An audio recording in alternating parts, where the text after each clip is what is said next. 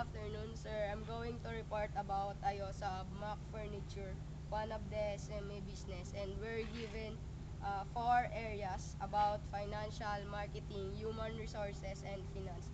About the background of the company, Mr. Albert started his business on the year 2009, and as a salesman of other company, he decided to have his own business because he know about the business. Mac Furniture, about the marketing aspects. Firm's, firm's sales performance. What are the sales record of the firm for the past 5 years? According to the owner, at year 1, they already have 1.8, and year 2, 2.6, 3.6, and year 3, 5.4, and the last year is 9 million. So they already have an annual that kind of money in just 5 years.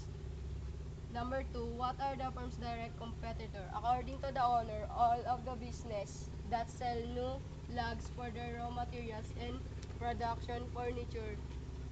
Where are the factories located? It is located at the Ramon Magsaysay, Santa Mesa. What are the brand names of competitors' product? According to the other, their brand name is Antique Products. Competition.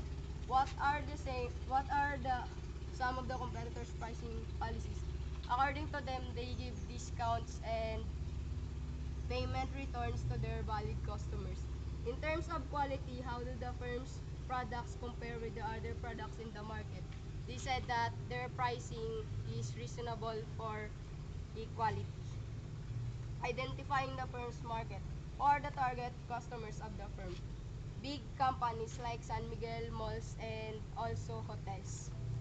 Firm's product lines. What are the products of the firm? It depends on the customers. Sometimes they don't want our design. We give a chance to design what they want, and we are the one will do them. What are their brand specification and characteristic? We sell assorted sell furnitures. Which of the firm's products highest profit margins? According to him, it depends to the product about the margins of profits. What are the selling point of the products of the firm? Polyurethane, wax, and varnish. Those are the raw materials that they did for the furnitures. Firm's product planning and development activities. How does the firm introduce it to the market is the most effective way? According to them, the customers itself are the one who are their effective way to market their products by word of mouth. Getting the product to the customers. How do the firm's product reach the final customer? It can be picked up, delivered, but for Manila only. They don't sell such furnitures in other province. Salesforce management. Is the owner the one the salesman? According to the owner, yes. He is the owner and at the same time the salesman of his business. Customers relation and after sales services. Does the firm maintain a file for all customers? According to him, yes. And they have many profiled customers. What are the procedures for order handling? According to him, they can be reached out by texting or call. They didn't use internet. Is the firm able to meet promised delivery dates? According to him, sometimes, but there are delayed. What are the provisions of the firm's warranty and service? According to the owner, they don't have warranty, but when our product has damage, we basically retouch the frames. Price. What are the policies of the firm? It may be installed or sometimes we offer discounts to our customers. How often does the firm change the prices of its products? According to them, it depends on the raw materials that they uses. Export potentials. Do the firm's products have any export potentials? Yes, but now we are focusing on the Philippines only because they have limited supply of raw materials and operation aspects, operation facilities and working conditions. What are the machines and equipments are needed for firm's operation? Circular saw, torno, bandsaw, table cleaner, cutting saw, and barena. Are they properly maintained? According to him, the materials and the machines are maintained, but it depends to the employees on how he will maintain the equipment. How old are they? And their machines and equipment last 5 years already. Were they to buy a new machines? None. Does the firm provide lockers for the operators and workers? No, they didn't provide. Plant maintenance.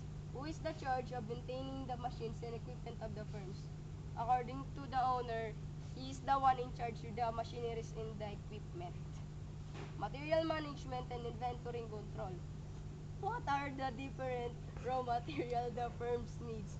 According to him, those are the different kinds of trees like yakal, mahogany, prahe, cedar are most expensive raw materials.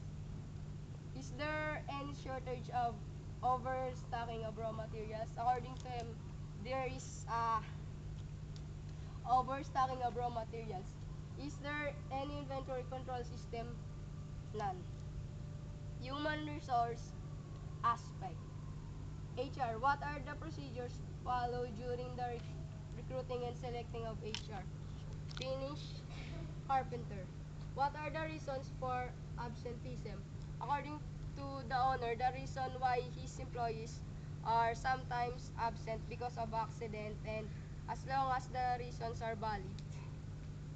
Financial and accounting aspect. Do you have financial statements? According to the owner, they don't have. And last, and the reporter's recommendation.